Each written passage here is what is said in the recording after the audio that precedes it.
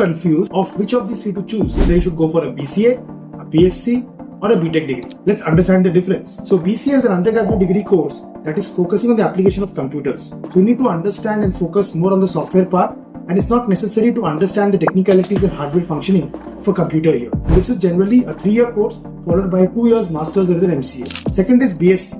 BSc is an undergraduate degree which will help you to develop the academic foundations that are surrounding the computers. Even the technical functionalities are to some extent included. So if you want a strong academic foundation like programming concepts, disk operating systems and control structures, BSc Computer Science could be the perfect course for you. BTech is a 4-year undergraduate professional degree course which is in the field of engineering, where you will study computers in depth, including the software, hardware, design, applications, everything. And this course was one of the first field courses in the field of computer science and has immense prestige and immense scope even today, where you study about data structures, operating systems, database management systems, and computer architecture.